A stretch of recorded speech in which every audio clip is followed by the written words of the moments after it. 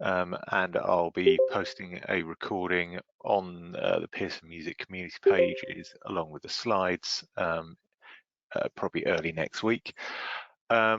First thing to do is just to check that everyone can hear me. So in your icon bar, you should have a raise hand icon.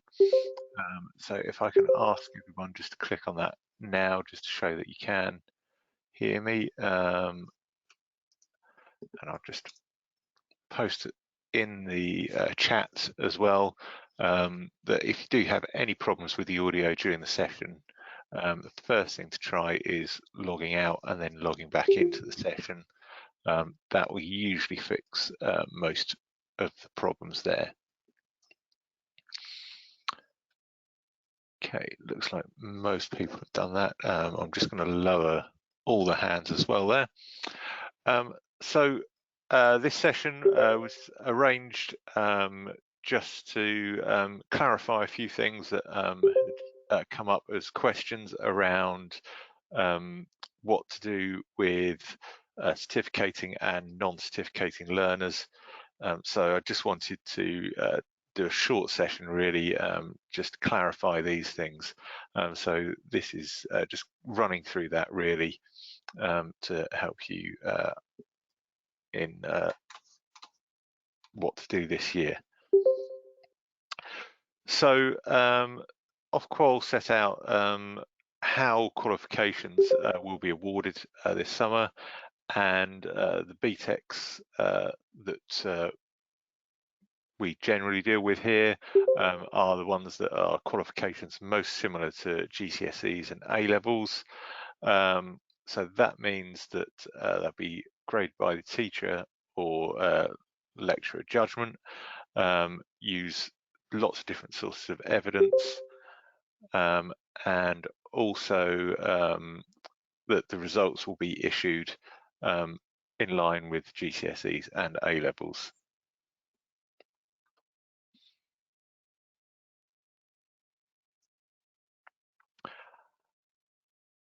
So one thing to note is that teaching, learning and assessment is that internal assessment should continue where possible, and that provides an important and supporting in continued learning, and as well as providing evidence to inform the QTAGs that could be provided through the alternative arrangements. Someone just mentioning about the bleeps there, just to let you know, that's people coming in and out of the session. That should die down in the next couple of minutes there. And also the DFE recognised that the disruption to learning means that external assessments, internal assessments will have been and continue to be affected, and that learners aren't expected to complete all the unit assessments as well. So we'll be talking about learner certificating in 2021. So those are learners that are receiving a certificate this summer, and that does include those that will be topping up. So for example there, that's a learner that's completing a certificate and will receive a certificate this summer for that, but then will continue next year and top up to the extended certificate with the intention of completing that in summer 2022. And then we have the non-certificating learners, those that are mid-flight learners, and those are learners that are finishing off their first year of study on probably a 2-year program.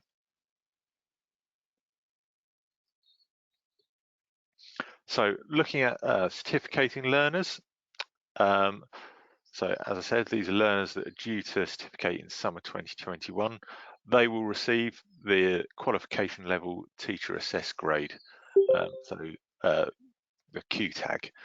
And the QTAG is a holistic decision to give a grade to the learner that they are currently working at as well.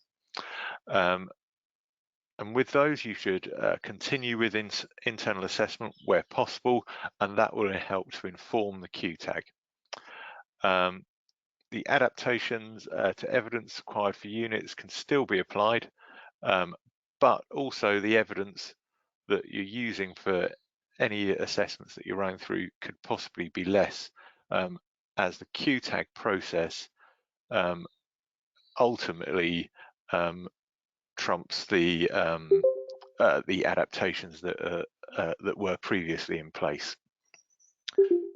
So if internal assessment isn't completed, then you can consider the evidence you hold for each learner to inform the QTAG, and that can come from various different sources, and that can be incomplete work, it could be classwork, homework, class performances. There's a huge range that it could include, and there's a useful document called the Common Sources of Practical Evidence that we've recently published, and there's a link in these slides to that.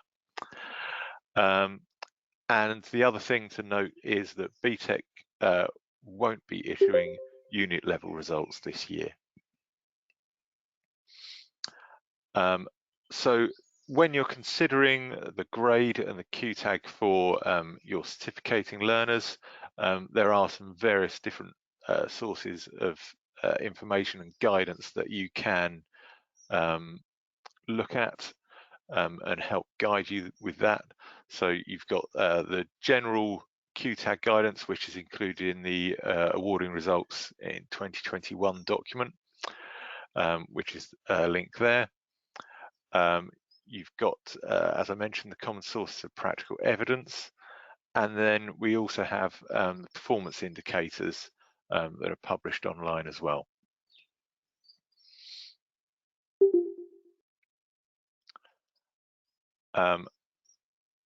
So as mentioned as well, that it's the QTAG is based on the current level. So is the QTAG a prediction? So no, it's reflecting the current level of the learner. So the evidence that you hold should support the decisions that you're making. So it's not a prediction. As I said, based on the evidence available for the content that has been taught, and also again, just be a reflection of the grade that the learner is performing at there. Just pause for a second as there's a question come in. Initially, we were told not to assess one unit. As the QTAG now trumps that, presumably we just award holistically across the qualification. Yes, so you are looking at the evidence that you hold holistically across the qualification for those learners that are certificating. And also what happens with the SV process. So the SV process this year is being used in a different way. There's no block or release. It is there to give feedback only, and to support you with the decisions that you're making around the QTAG as well.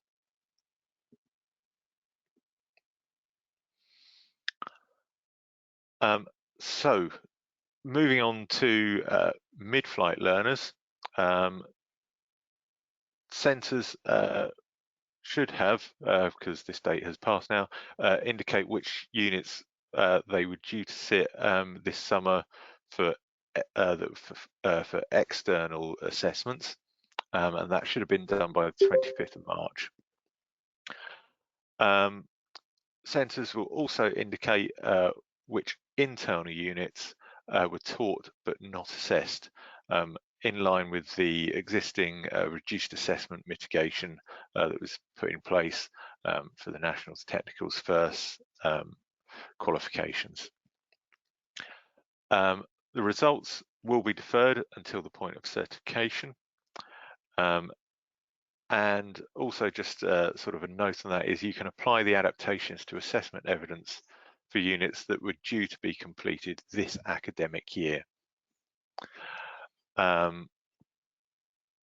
Just reading another question that's come in there. Would you recommend that we teach the content for the exam component and gain evidence for this, as we have one component as a QTAG and one component which has been internally assessed? So for certificating learners, yeah, you should continue with delivery of teaching and learning. That can also help to generate any evidence that you may consider as part of the QTAG that's being provided.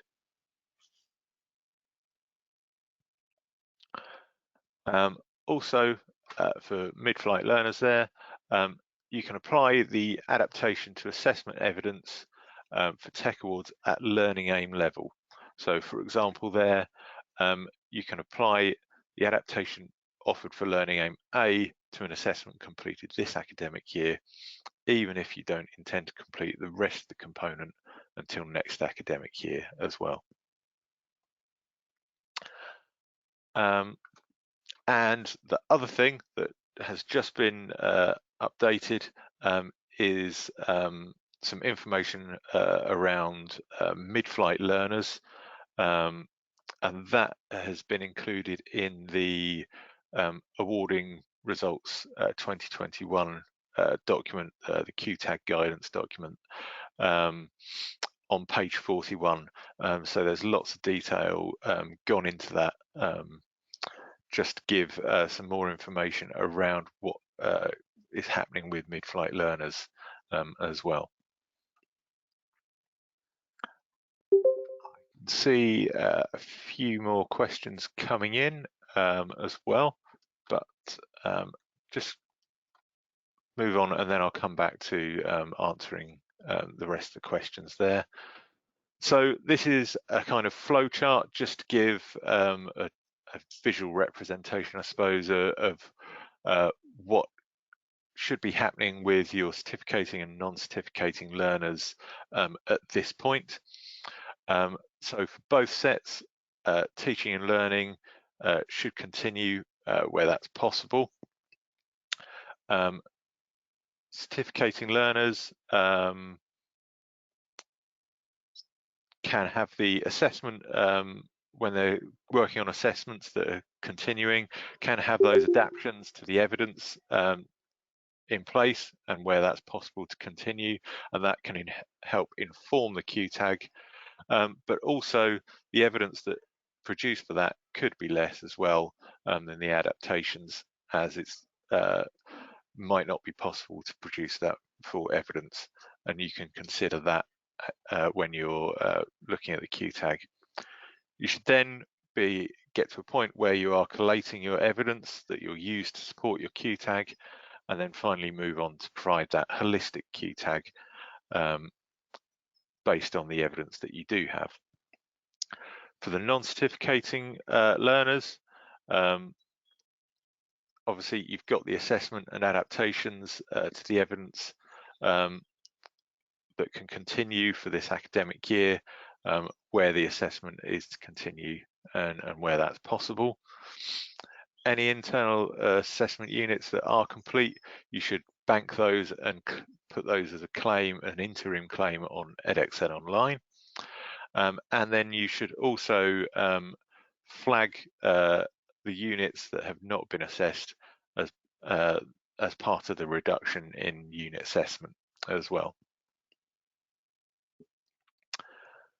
And then finally, there's a broad overview of the timeline for this summer as well, which gives you an idea of what should be happening at each month, really, with this process. So really now I've got time to pop back through all the questions that have come in. If you just bear with me while I find those. I do also have a colleague here, Viv Howes, who is the Principal Standards Manager. So if Viv's okay, I can unmute her and she can possibly come on mic and answer some of these queries as well if she'd like to.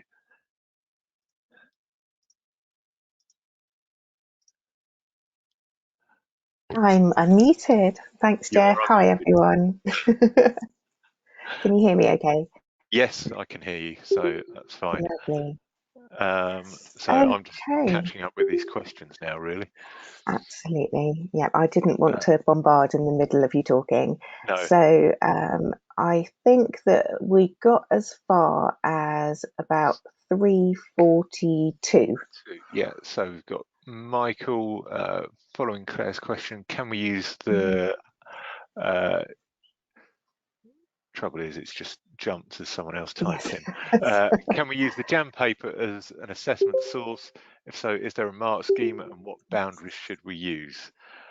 Yeah, so that's all been covered, thankfully. So very kind of you for providing links, Sarah. Thank you. So there is the mark scheme is on the website, so you can have a look in there. And there's also lead examiner report as well to support you with what answers look like at a kind of higher and maybe lower level. Excellent. They are jumping around, aren't Yeah, they? they are. That's the only problem. Are the mitigated units now available as an option on edX Online yet? I haven't seen an update that process is available yet on edX Online. No, not as yet. They will be soon, but certainly not until you come back after Easter, I would expect on that one. Okay, would you recommend that for mid-flight learners who are entered for the Unit 1 exam to complete practice papers as part of the evidence? I think that would be a good idea to have some form of evidence around and support for those learners, as we're not sure totally what that process will look like for learners completing next summer. So I think it's important to probably build that evidence base if that's possible for your Yeah, learners. absolutely, Jeff. I agree with that. And somebody asked a question about if they were due to sit it in January and didn't, and then were due to sit it in the summer, um, will they have to relearn it all for next year? The entry will mean that they're able to, they'll defer the grade until the point of certification. So they won't have to sit it next year because they were due to sit it this year. But obviously, you won't know what that grade is until the point of certification. Yeah. Um, and okay, Unit 1, was that the next question that I'm just looking at now? I think I might Yes. have done that Yeah. one. Yeah. For mid-flight, where did that go? For mid-flight learners, do we then give our own tag, e.g. Unit 1? I think You at might. this point, we don't know the full process for what that will be for Unit 1. I've yet to take in all the information of the update that went in the document today as well. And I'm not sure what that says at this point. So, in terms of if we're talking about Unit 1 being the music industry on the first, because we have got lots of different Yeah. qualifications, and then you don't need to give a tag for that for mid flight learners because we're not asking you to give those to us. Um, if you are, we're asking you to flag reduced unit assessment and also to put in if you have banked any full assessments. But apart from that, I would just keep your Unit 1 evidence. So if you are going to do some work towards it, keep that Unit 1 evidence just to one side in case it's needed next year. But hopefully you have entered them for that as well. So we're not requesting a tag for that. Yeah.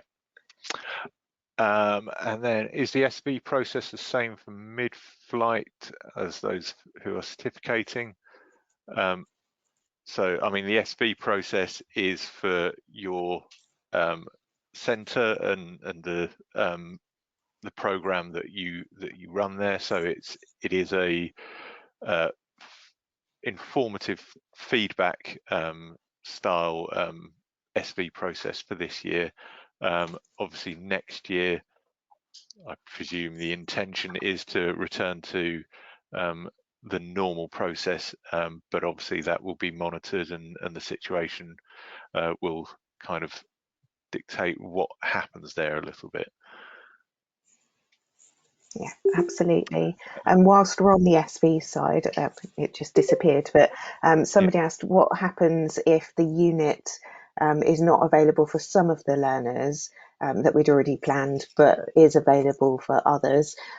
If you have 3 learners for the unit that you've discussed with the SV, and then by all means you can move forward with that. We expect that different learners within the cohort will be at different points in how much work they've been able to do, depending on their individual circumstances.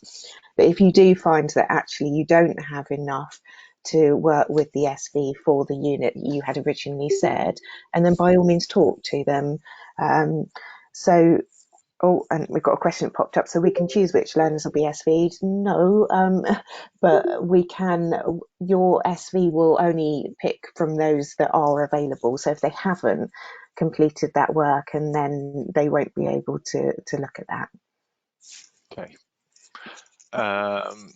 And so will our mid-flight learners not know the result of our tags until they certificate? So mid-flight learners, you're not providing a tag. You are completing any internal assessments that you had been planned to complete, and with possibly the reduction of unit assessment this year if it's not possible to complete those, and that's where you would flag that in edXL Online when that becomes available, and that's the kind of position with the mid-flight learners there. When is the June QTAG submission closing date? That's the 18th of June, but obviously centres will have their own internal deadlines for completing things to ensure quality assurance processes happen within the centre as well. Is there a link to this timeline? There is. It's in a document that's online as well, and I'm just trying to get to that, which I don't have open on my computer I at the think it's moment. in the materials section, isn't it? Yeah. Somebody said that it's all in there. So you've got your PowerPoint as a PDF, which means that you can then click on the links within that. Yes, yeah, that's right. So for current year 12 students doing the ensemble unit, I will provide a QTAG for this, but not tell them what they've got. So I presume your year 12s are, well, I think it depends on what the situation is with your year 12s. If they are certificating on the certificate, and then continuing on to the extended certificate next year, or if they're enrolled on the extended certificate over 2 years. If they are on the extended certificate over 2 years, you should have made the entry for the summer, if that was the intention to sit that. You won't be providing a QTAG, but the result, the grade will be awarded at the point of certification.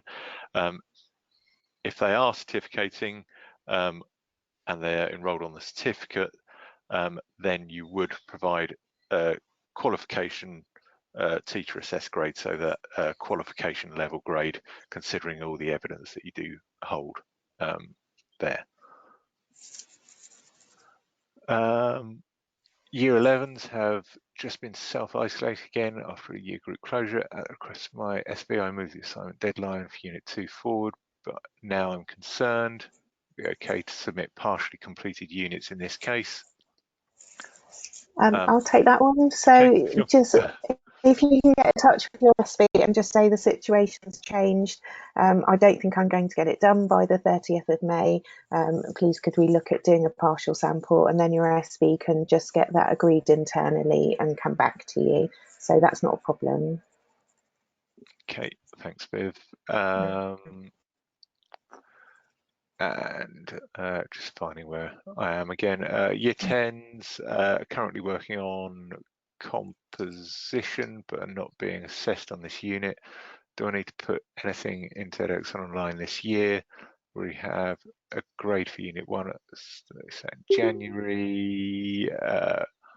Just claim it as my non-assessed unit. So if your Year 10s were intending to complete that unit this year, but it's not looking like it's possible to assess the unit, then that can be the unit that is used as the reduction in unit assessment, and that's where you would flag it in edX Online when that becomes available. My questions have skipped again, so I've got to That's go back. covered quite a few different questions. It applies to different contexts, certainly. Yeah, so SB process, some students have been able to complete selected units. You've answered that one already, haven't you, Viv? I think so, yeah. For RSV, work is SV as a normal. RSV will give us feedback, support, not block. Yeah, so basically a supportive process to inform the QTAG. Yes. I have a year 11 student who joined this year and catching up on component 1. Do I need to enter a grade on edX Online for it as well as the QTAG? So if they are completing this summer, it would just be the QTAG grade that you give. Question regarding SB process. If a unit of certificating students has been requested but is not completed due to self-isolating students, is it acceptable to send the SB partial unit? I think you've answered that as well, really, Viv, there Yeah, I think about so. partial. Hopefully feel comfortable. Yep. How will the grades be determined for Unit 1 on the first audit certification? I think the whole process isn't clear as yet for those that are mid-flight and are certificating next summer, and that's where we need to monitor the situation and see how things change, but also we need to take guidance from DFE and Ofqual on that as well. Don't know if you've got anything to add to that, Viv. Yeah, just please be reassured. I know there are things to work out, but learners will not be disadvantaged, and that is the key part of all of this, all of the processes that we'll work through. And whilst there are still many answers in terms of mid-flight to come, your learners will not be disadvantaged. And so please try not to worry about that. I know that sometimes it has a bearing on, oh, should I ask them to resit or not? And I think if you're thinking about whether they should resit and you think that would be wise for them, and then by all means, please do continue with that. Can I move on to somebody hasn't heard about the SV process? If you could possibly contact us via the portal about that as well, and just let us know, because I don't want to do it on this, because obviously it's we don't want to identify anybody. Sure. But if you just drop us a line on the portal, we'll get you sorted on that one. And then if I just go to somebody's question about the extended certificate and what do we do, you are allowed, if they're on an extended certificate and they're mid-flight, you are allowed to use reduced unit assessment for one of the units on that, one of the internal units. So you could use that. But you are able, there are quite a lot of reductions and adaptations in the teaching and learning guidance. And it asks for 3 songs for performance, but we have already reduced that. So please do take a look at that. And I think you might find it quite useful. That, along with the guidance for practical evidence as well, will probably support many of those sorts of questions. But if not, Jeff is there and very able and willing to support you in any specifics as well, aren't you? Yes, yeah. Sorry, just going through. So year 10 the mid-flight, due to complete unit 5 this summer. Do I need to bank the unit on edX online? So if they do complete, then you should make an interim claim with that unit grade in there to bank that unit, the results in there. Yes, so does the reduction in units being assessed apply to mid-flight learners? Also, yes, it does for units that are due to be completed this academic year. I just rejoined QTAG last year, first of all. In terms of looked at evidence, last year we used predicted rank of what they were capable of concept rather than what evidence we actually had for unit 1. This will be different. What do we use for working out QTAG, actual evidence or estimation of what they would have got? So the QTAG is based on evidence that you do hold to support the decisions. That can include banked units, it can include classwork, homework, mock assessments, a whole range of material, and there's lots of detail given on the types of evidence that you can use and consider in the QTAG guidance that's available online there. For the optional unit, oh, that was the one you just answered, wasn't it, Viv? I think. I think so. They keep flying up, don't they? Yeah. The optional unit for the extended cert, do we Yeah, I've have? done that one. Yeah, that's the one. When will the arrangements for mid-flight learners be issued? So as I said, there's an update today that's linked in the slides here, going to the results for summer 2021 document. On page 41 of that, there's a big update around mid-flight learners, but we will still be waiting for some of that detail to come out as well. Sorry, I had trouble getting on, so just can I ask if we can use last year's component 3 brief for the TEC award for pupils to work on for evidence? Yeah, so using previous briefs would be fine to produce some evidence towards that to help inform the QTAG grades there. Are we entered a grade for mid-flight learners this year, or just flagging the units with reduced content? So I think that depends on what's been able to be completed. So if you have completed any internally assessed units, then you can make the interim claim on edX Online for those to bank those units. But if you've got units where you've used the reduced unit assessment, that's where you will flag it as well. So I think that depends on the situation there. So do you have to submit fully completed units to the SV? I think Viv has gone through that as a, you know, that's something, if it's not possible, to talk to your SV about and arrange with them. Have year 10 BTEC first cohort sat unit 1 exam in Jan with 2 exceptions. Re-enter those. Have sit the exam in year 11. So no, so the entries would show the intention of that, and it's a grade would be awarded there. In December, it was confirmed students could be taught but not assessed. Is this still the case for mid-flight learners? Yeah, so depending on what qualification you're delivering and the size, there are the adaptations and the reduction in unit assessment, and that applies to the mid-flight learners there. If you have Year 10 students entered for the exam but have time, would they be able to sit the exam in January if able to, time allows? Yeah, so that's certainly something that you might consider, depending on the time that you have and if you can prepare learners for that as well. Due to continued attendance issues, would I'll it take be this one if you want. acceptable? Yep, sure. So it's about appearing in rehearsal videos for level 3 music performance.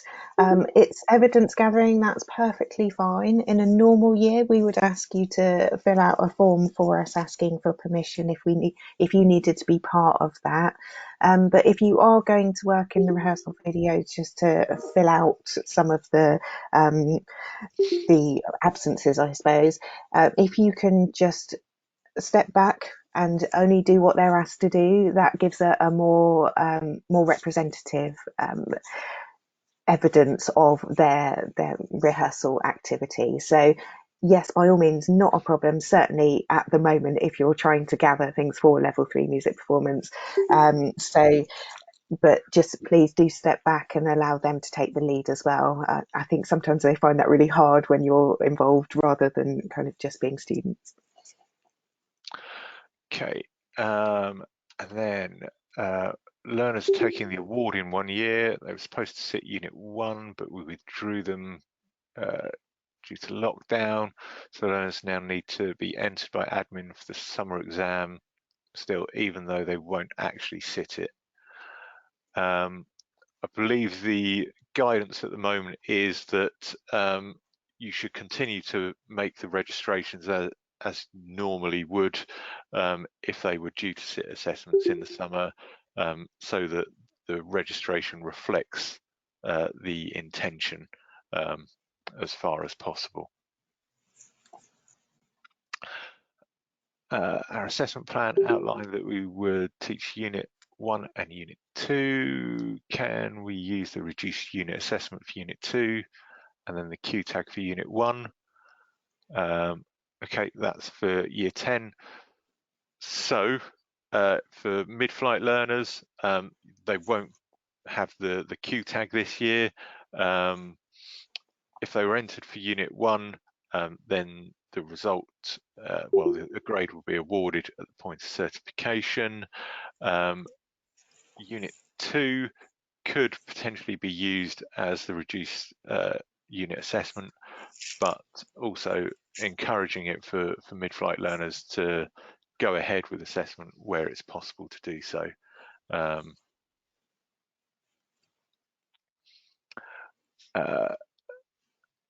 Year 11s had 2 CAGs from last year, sat the January exam.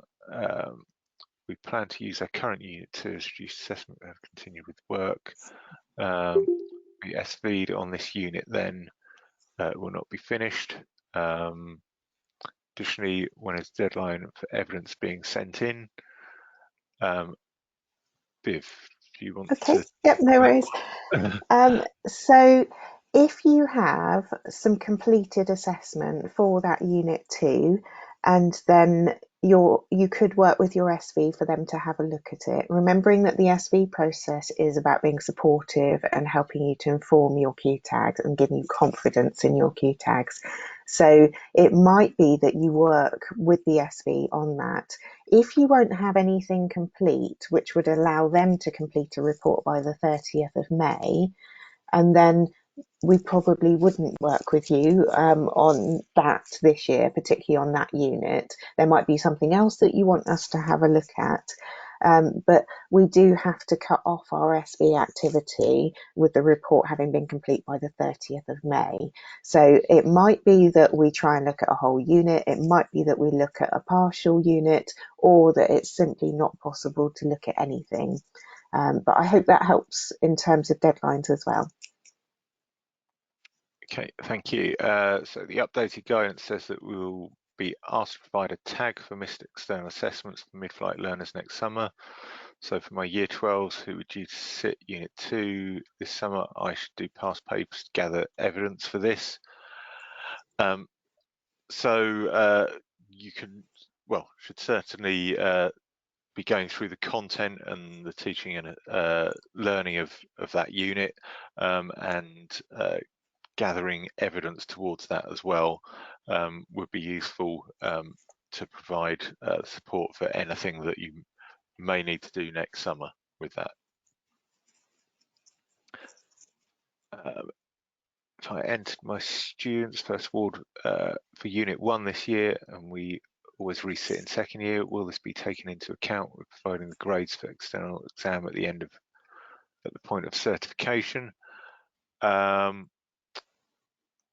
So sorry, just working out where they are as learners mid-flight by the look of that.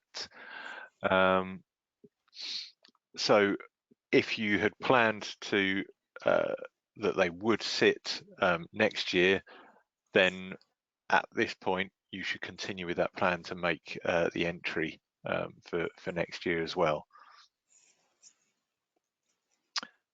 If learners are certificating this summer, do we still need to flag the reduced assessment unit online, or do we just use do we just give the QTAG?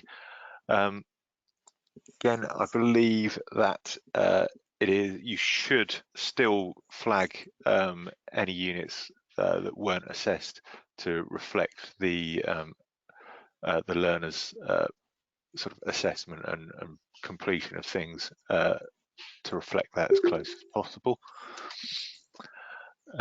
But you will just be giving the QTAG grade as well. Do students complete declaration or authentication forms as normal? So if they are completing internal assessments, then yeah, the declaration forms should be completed alongside their submissions. Why do some of my learners have pass and distinction grade for Unit 2, and I've not entered the grades myself on the system? Not sure which qualification that applies to, and I don't think you can see that question, Viv. No, I can't. It's come through. I was wondering where it had gone.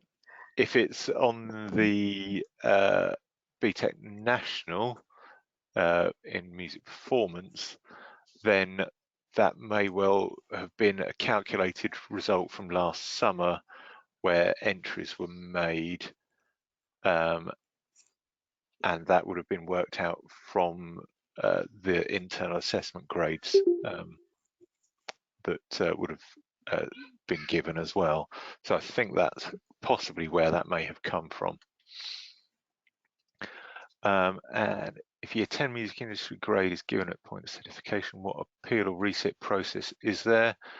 If we were given the result this year, they could resit in Year 11. I think there is still some detail to be worked out with the awarding of grades in summer 2022 and what appeal process or anything like that there may be. But certainly there could be the opportunity to resit or actually have a sitting of that unit next year as well. And is it correct that our SV has to request via the Pearson portal for us to upload our student sample of work?